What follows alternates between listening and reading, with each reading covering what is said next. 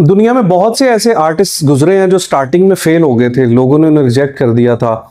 और जिस तरह आजकल के बच्चे ना, जब कोई उनकी चीज़ पसंद ना करें या वो एंट्री टेस्ट में फेल हो जाए तो दिल बर्दाश्त होकर छोड़ देते हैं। भाई ये जो फेलियर होता है ना, ये सीढ़ी होती है कामयाबी की तरफ।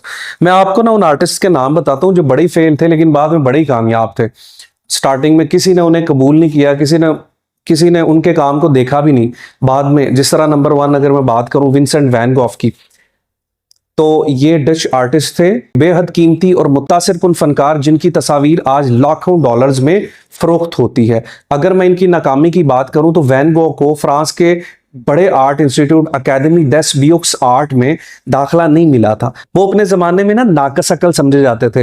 वो सिर्फ एक ही पेंटिंग को फरोख्त कर पाए पूरी जिंदगी, मगर आज इन्हें एक अजीम पोस्ट इंप्रेशनिज्म के तौर पे जाना जाता है। अगर दूसरे नंबर पे मैं एडवर्ड मॉन्क की बात करूं तो इन्होंने बनाई एक पेंटिंग स्क्रीन के नाम से। ये नॉर्वेजियन है और इनकी अगर मैं नाकामी की बात करूं तो इन्हें जहनी बीमारी का अक्कास करार दिया जाता था। लोग समझते थे इन्हें कोई जहनी बीमारी है। नॉर्वे के फनी हलकों ने इनकी पेंटिंग्स को मुस्तरद कर दिया। कोई आर्टिस्ट इन्हें पास नहीं बिठाता था, लेकिन आज इनकी जो पेंटिंग है स्क्रीन के नाम से मशहूर है पूरी दुनिया में। और जो टॉप की पेंटिंग्स है ना, मशहूर और महंगी तरीन, ये उनमें से एक है। अगर हम तीसरे नंबर पे बात करें पैब्लो पिकासो की, आप सबने नाम सुना होगा। ये स्पेनिश आर्टिस्ट थे, बहुत मारूफ थे। इनका बड़ा जबरदस्त काम है आर्ट में, इनकी बड़ा किरदार है। ये एक बहुत बड़े मारूफ art institute San Fernando academy में दाखिला टेस्ट देने गए तो फेल हो गए। उन्होंने कहा जी आपको काम ही करना नहीं आता, लेकिन आज वो क्यूबिज्म के बानी समझे जाते हैं और दुनिया में सबसे मशहूर और मुतासिर कुन फनकारों में से एक पैब्लो पिकासो हैं। इनकी पेंटिंग्स करोड़ों डॉलर्स में फरोख्त हो रही हैं। चौथे नंबर पे अगर हम बात करें सैल्वाडोर डाली की, तो सैल्वाडोर डाली थे स्पेनिश आर्टिस्ट। अगर इनकी मैं नाकामी की बात करूं, मैड्रिड में मास्टर की डिग्री के दौरान बुरे रवैये और गैर रवायती ख्यालात की वजह से इन्हें निकाल दिया गया। इन्हें अजीब और मुनफरिद समझा जाता था। लोग कहते थे यार इसका दिमाग से ठीक नहीं, किस तरह का। लेकिन सररियलिज्म का कमाल अजीम तरीन आर्टिस्ट में से ये एक है और इनकी तस्वीर और पेंटिंग्स दुनिया में आज इंतहाई कदर की निगाह से देखी जाती हैं और पूरी दुनिया में जो टॉप के चंद आर्टिस्ट हैं उनमें से एक है महंगी तरीन पेंटिंग्स में। इसके बाद 5वें नंबर पे अगर मैं क्लॉड मोने की बात करूं तो ये फ्रांसीसी पेंटर थे। इनकी अगर मैं नाकामी की बात करूं ना, तो ये रवायती फन तालीम से इनहराफ की वजह से बार बार नाकाम हुए, लेकिन बाद में इंप्रेशनिज्म के ये बानी बन गए।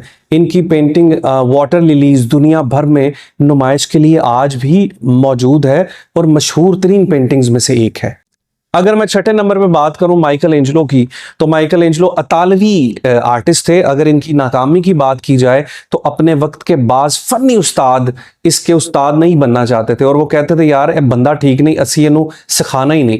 दुनिया के सबसे अजीम मुजस्मा साज पेंटर बन गए। सिस्टन चैपल की छत पे एक जबरदस्त पेंटिंग और मुजस्मा डेविड जो है, इनकी फनी महारत का मुंह बोलता सबूत है। स्टूडेंट्स, आज अगर आप नाकाम होते हैं ना तो शुक्र अदा करें, हो सकता है आपके लिए उससे बेहतर कहीं पे रास्ता मौजूद हो। तो दिलबरदाश्ता आपने बिल्कुल नहीं होना, बल्कि इंजॉय करना इस चीज़ को। मैंने एंट्री टेस्ट दिया, वहाँ से मैं पास नहीं हो सका। सर आदिल आपने मुझे रिजेक्ट कर दिया, मेरी असाइनमेंट ठीक नहीं है। और कुछ ऐसे स्टूडेंट्स होते हैं जो ये ख्वाहिश कर रहे होते हैं कि उनका काम बहुत अच्छा हमेशा सबको नजर आए, लेकिन अगर वो फेल हो जाते हैं ना किसी जगह पे, तो उन्हें बिल्कुल भी दिल नहीं तोड़ना चाहिए अपना, बल्कि खुश होना चाहिए कि मैं अगर यहाँ से फ्लॉप हुआ हूं ना, इट मीन्स कि मुझे अब काम को बेहतर करना है।